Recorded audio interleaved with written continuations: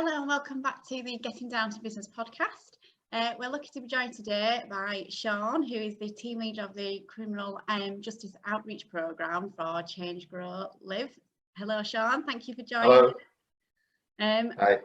So what is the main ethos of the Change, Grow, Live sort of service and who can access it? So Change, Grow, Live works for Bradford New Directions. So we're the drug and alcohol service for Bradford and Keighley. We are the main provider, so we're the commission body for this, so that people can come to us with any substance misuse needs, and we do clinical interventions as well as psychosocial interventions across Bradford and Keighley. Our values are be open, be bold and be compassionate, and we kind of try to do a lot of our work by sticking by those values really. So we're quite open to people from all different backgrounds that need some support. Excellent. And what type of help and support is available for people? So we offer, depending on what the substance use is, so we have different pathways. Like I say, we're the commission body, so we do clinical interventions. So if people are using opiate drugs, we issue prescriptions for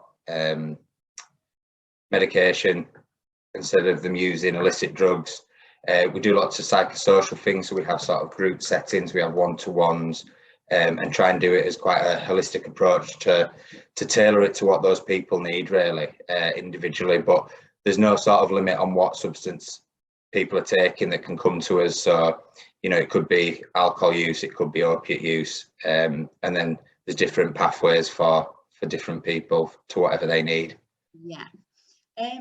How best do people, if they feel they need help themselves, or if it might be a family member or loved one that feel that someone needs help, how best can they sort of access this support? So the easiest way is for people, if they Google Bradford New Directions, it'll come up with a contact number. People can self-refer. So I think one of the misconceptions is that people need to go to the GP and the GP refers them in, or other professionals, but people can self-refer, so they can literally make that phone call, speak to a member of the team and just say, look, I need some support. And then from there, it'll be taken over and they'll be invited in.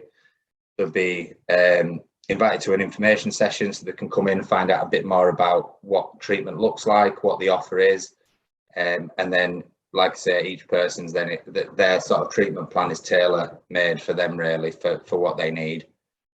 Excellent. And you work sort of as part of the Criminal Justice Outreach Programme. So what does that mean, and what kind of is your day-to-day role? So my team was initially started in July last year. So the funding came from Public Health England. They sort of came to us with a pot of money and said, what we would like to do is try and reduce reoffending in the city and reduce drug-related deaths.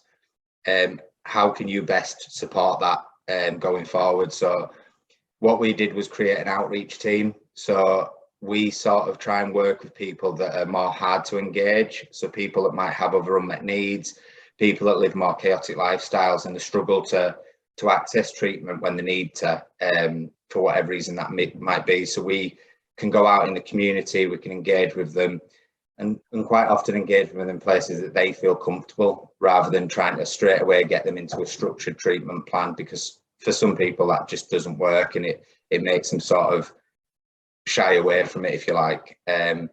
So we do lots of different innovative ways of trying to engage. So we have Fountains Church in the city centre. We've got a one-stop shop hub on a Thursday, 12 till 2. There we've got loads of partners. So we've got the homeless outreach team there. We've got DWP for Universal Credit. We've got GP services ourselves. So basically people can come along, there's some food and drinks on, and it's in a relaxed environment where they can engage with services and find out more. And if they need support, we can offer it. So yeah, it's been really good for the since July. You know, we've gone from strength to strength in. We were kind of trying to find our way, how we can make it work the best. And I think we've had some really successful stories and outcomes from having that outreach element. That's brilliant. There's obviously a lot of really, really good work going on, and that support that people need. And like you say, putting them in a comfortable environment as well is very important.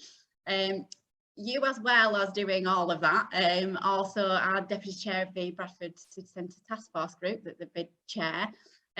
How important has this platform been in sharing the work that you're doing with other services within the city and how other places can get involved?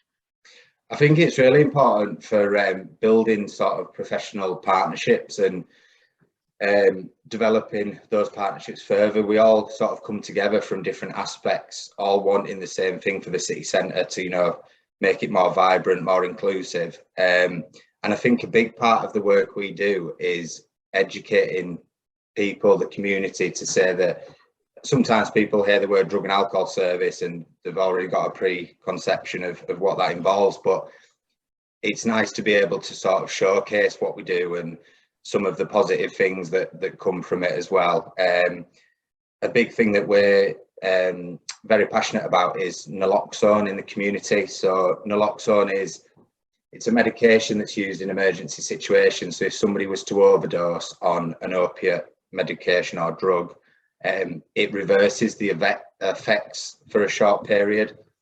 We issue this to our service users, to our partnership agencies. We all carry it ourselves. And it's been good to explain that to some of the other people at the task force, and a lot of them have got on board with that and said, yeah, actually that's a really good idea, we want training up in it, because a lot of the partners we work with and meet at Bradford Bidder, they're out in the city centre, you know, they come across these situations, and it's good to be able to know how to deal with them and how to help somebody that's possibly overdosed. So I think it's been really good experience for that sort of networking element and meeting new people and being able to support each other from different angles. Yeah, the more people that can do that, the better, really. So yeah, that's brilliant.